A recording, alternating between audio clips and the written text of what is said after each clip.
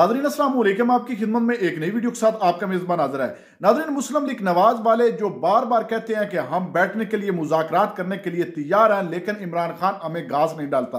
नाज़रीन, आज सीनियर सहाफ़ी नदीम मलिक ने प्यार मोहब्बत से सवालों का आगाज किया, लेकिन आहिस्ता आहिस्ता इस तरह के सख्त और कड़वे और चुभते सवालात किए जिस पर राना सनाउल्लाह के पास किसी सवाल का कोई जवाब तो था नहीं, आगे से बोंगियां मारने लग गया। नाज़रीन, वीडियो बड़ी कमाल की है, वीडियो मुलाजा कीजिए, फिर इस पर तफसील से बात करते हैं। आज से 1 महीना पहले तक तो उसका एक ही नारा था कि मैं किसी से बात नहीं करूंगा, मैं किसी के साथ नहीं बैठूंगा और मैं किसी को नहीं छोड़ूंगा।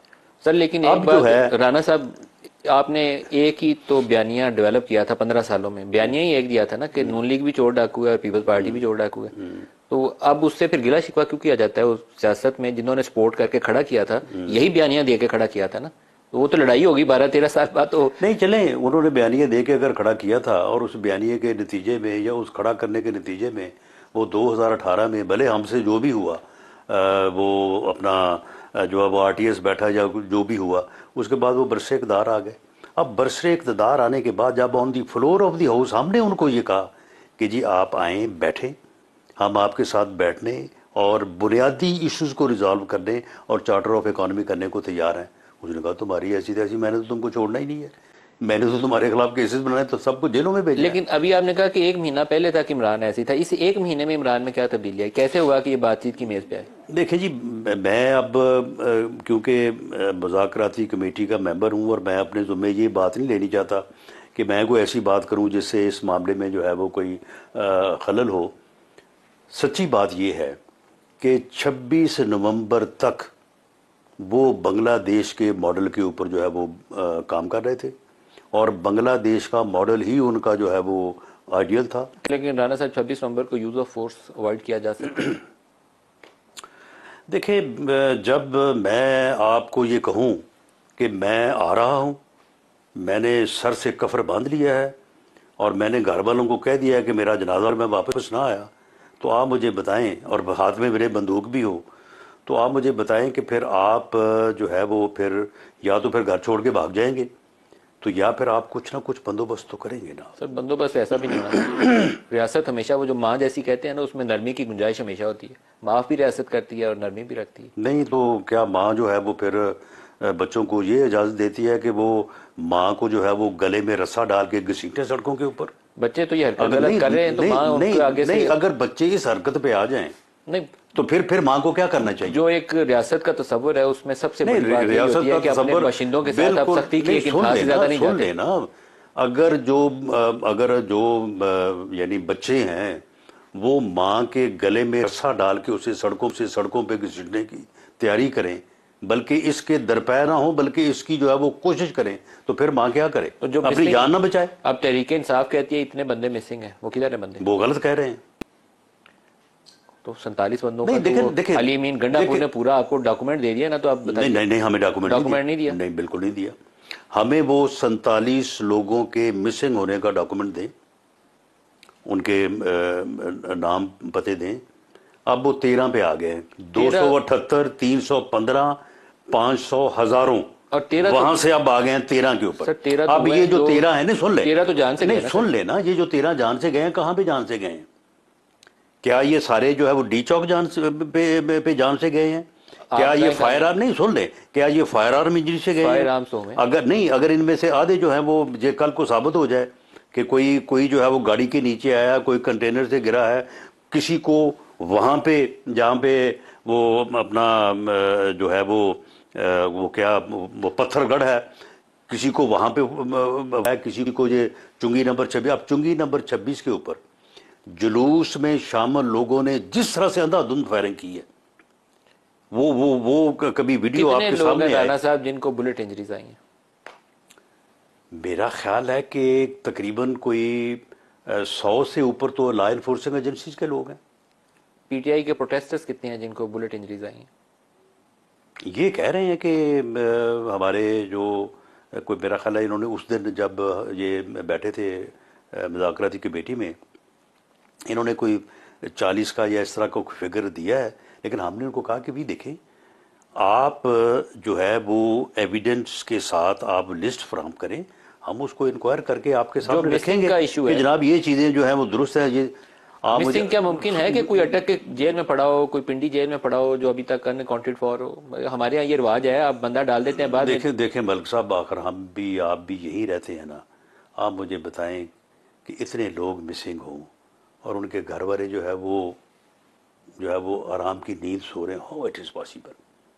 वो अगर 50 या जितने ये कह रहे हैं अगर वो होते तो उन 50 में से 10, 15, 20 यहाँ पे आके बैठे होते लोग। तो सर जी हमारे प्यारे जो है वो हमें मिल नहीं रहे, जो बताएं वो कहाँ हैं। जो 2 मुतालबात हैं उसमें तो एक तो 9 मई और 26 नवंबर ही है ना, तो ये तो फिर कमीशन बनाना तो बड़ा आसान काम है। इमरान से मुलाकात करवाएं और फिर बनाएं। आप तो मुलाकात ही नहीं करवा रहे। तो कमीशन किसका बनाए? दोनों वाकयात की तहकीक के लिए कौन उस कमीशन की जो है वो सुप्रीम कोर्ट के चीफ सुप्रीम कोर्ट के सीनियर 3 जजेस करें, चीफ जस्टिस करे, सबसे बड़ा जो जज है वही तो करे। क्या बात है। या अफरीदी पे तो नहीं, इतराज नहीं होगा आपको। मैं कहता हूँ कि फिर तो हर किसी का दिल चाहेगा कि यार ये अपना 4 बंदे इकट्ठे करो और जो है वो कैपिटल के ऊपर हमलावर हो जाओ, चीफ जस्टिस जो है वो इंक्वायरी करेगा। तो आपके ख्याल में मेरा ख्याल है कि इस तरह से अगर आप इन चीजों को ग्लोरीफाई करेंगे तो फिर रोज जो है ना यही कुछ होगा इस मुल्क में। तो सर आपके ख्याल में नहीं आप मुझे बताएं। मैं तो सपोर्ट करता हूं, सुन लें आप मुझे बताएं कि एक क्रिमिनल एक्ट जो है वो परफॉर्म हुआ हो, सर क्राइम एस्टैब्लिश कर देंगे ना चीफ जस्टिस। नहीं बात नहीं, चीफ जस्टिस को रोकेगा कुछ थोड़ा कि क्राइम हुआ है तो इसको छुपा दें। नहीं तो फिर सारे क्राइम चीफ जस्टिस एस्टैब्लिश किया करे ना। जहां पे कत्ल हो, जहां पे डकैती हो, जहां पे रेप हो, छोड़े एफआईआर को, छोड़े पुलिस को, छोड़े लॉ एनफोर्समेंट एजेंसीज को, चीफ जस्टिस साहब जाया करें, जाके वहां पे एस्टैब्लिश कर दिया। क्राइम का केस नहीं था 9 मई नहीं, ये क्राइम का केस था। 9 मई को 200 मुकामात है फौज के जो हिट हुए हैं, 200 मुकामात है फौज के जो हिट हुए हैं और एक पूरी आपकी बड़ी सियासी जमात। ऑफेंस है तो स्टैब्लिश होने देना। नहीं तो चीफ जस्टिस ऑफेंस नहीं, बात सुने, ऑफेंस जो हैं अब इस मुल्क में कानून को अब इस तरह से डाल दिया जाएगा कि कोई ऑफेंस अगर कमिट हो उसकी ना एफआईआर हो, ना उसकी इन्वेस्टिगेशन हो, ना उसका ट्रायल हो। उसकी इन्वेस्टिगेशन, उसका ट्रायल जो है सुप्रीम कोर्ट के चीफ जस्टिस किया करेंगे।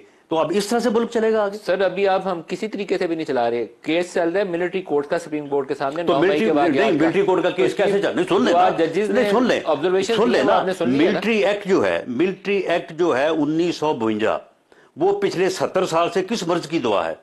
अगर वो एक्ट है, पार्लियामेंट ने पास किया है, वैलिड जो है वो लेजिस्लेटिव ऑर्गन है, तो उसके तहत अगर कोई जुर्म होगा तो पर्चा दर्ज नहीं होगा तो और क्या होगा? अगर पर्चा दर्ज होगा तो वो मिलिट्री कोर्ट में ट्रायल होना, तो वो कहां पे हो रहा है? वो ट्रैफिक मजिस्ट्रेट के पास होगा ट्रायल। कोर्ट के जजों ने आज जो सवालात उठाए हैं कि एंटी टेररिज्म कोर्ट में सख्त से सख्त जो दहशतगर्दी का मुकदमा है उसमें जाता है, प्लेन हाईजैकिंग जैसे मुकदमा उसमें जाते हैं, ओरियन प्लेन के ऊपर अटैक हुआ वो मुकदमा उधर गए हैं, तो ये मुकदमा क्यों मिलिट्री कोर्ट? तो आप मुझे बताएं कि जो लोग बॉर्डर क्रॉस करते हैं उनके मुकदमात जो है वो फिर क्यों नहीं टेस्ट कोर्ट में जाते? उनके सुन लेना, उनके मुकदमात जो हैं, क्योंकि वो ऑफेंस जो है वो दर्ज है मिलिट्री अपना एक्ट में, तो उनको तो आप मिलिट्री कोर्ट में ट्रायल करते हैं। उनको वहां पे आप 7-7 साल 4-4 साल सजाएं देते हैं। मैं जब जेल में था तो उस वक्त एक आदमी जो है वो 4 साल वो कहता जी मैं तो चला गया था, बॉर्डर क्रॉस करके चला गया था, वो जब मैं वापस आया मुझे पकड़ लिया और मुझे कहा कि तुम तो वहां पे कोई नक्शे लेके गए थे, तो इस वजह से मुझे 4 साल सजा हो गई है।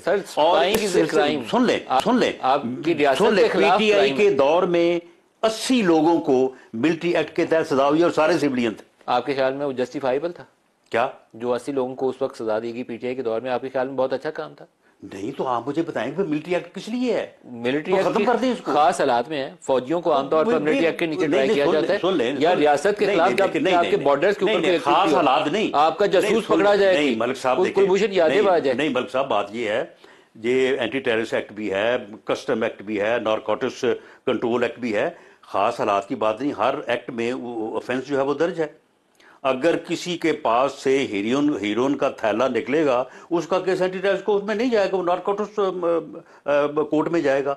और अगर कोई वो जुर्म जो मिलिट्री एक्ट में दर्ज है वो करेगा, वो इंस्टॉलेशन के ऊपर हमला करेगा, वो जो है वो कंटोनमेंट जो प्रोहिबिटेड एरियाज है उसमें जाके मिलिट्री एक्ट की जो तो सर फिर आपको रुकावट क्या है? आप जस्टिस साहब को फिर कर लेने दें, वो बता देंगे कि ठीक है मिलिट्री कोर्ट करें। जस्टिस साहब को मैं समझता हूं कि मिलिट्री एक्ट की जो दफा है 41D उसको पढ़ लें, उसमें लिखा हुआ है सर वो पढ़ लेंगे। हाँ। आप कमीशन तो बनाए, हिम्मत करें। आपने कमीशन ऑफ इंक्वायरी एक्ट करना है। कमीशन ने क्या करना है? कमीशन ऑफ इंक्वायरी एक्ट बनाए ना, जी आपका कानून कहता है। कमीशन ऑफ इंक्वायरी क्या करेगा? वो तहकीक करके बता देगा, वो बताएगा कि इन्होंने वायलेशन की, इनको सजा दें। नहीं भाई, वायलेशन अगर उन्होंने की है, ऑफेंस कमिट किया है, तो उसकी FIR है। उस FIR की इन्वेस्टिगेशन हो रही है। आप कमीशन बनाने पे तैयार नहीं है। नाजरीन, आपने वीडियो मुलाजा फरमाई है। नाजरीन, मैं नदीम मलिक साहब की जुर्रत को सलाम पेश करता हूं। साफी का काम होता है अपनी हिम्मत और दिलेरी दिखाना और जुर्रत और दिलेरी के अंदाज में सवालात करना। नाजरीन, एक बात तो वाजी होगी, ये जो बार बार कहते हैं कि हम मुज़ाकरात करने के लिए तैयार हैं, ये कुछ भी नहीं करना चाहते, बस अवाम को झूठे ख्वाब दिखा रहे हैं कि इमरान खान जो है वो हमारे साथ मुज़ाकरात करने के लिए तैयार नहीं। हम तो बार बार उसको कह रहे हैं कि आओ मेज पे बैठो और हमसे बातचीत करो। नाजरीन, आपने ये वीडियो मुलाजा फरमाई है, देख लें राना सनाउल्लाह के अंदर अभी वही 9 मई वाली 26 नवंबर वाली बातें चल रही हैं और बार बार इनके पेट में सिर्फ वही दर्द हो रहा है कि 9 मई को क्या हुआ, 26 नवंबर को इन्होंने क्या किया। नाजरीन, इनको अपना माजी याद नहीं। और दूसरी जानब ये कहते हैं कि हम मुज़ाकरात करना चाहते हैं। नाजरीन, जिस पर नदीम मलिक ने बड़ा वाज़े इसको कहा है कि अगर 26 नवंबर या 9 मई का वाकया हुआ है तो इस पर आप तहकीकाती कमेटी क्यों नहीं तश्कील देते, जिससे नाजरीन आपने देखा है बार बार राना सनाउल्लाह हर सवाल से कतराते रहे।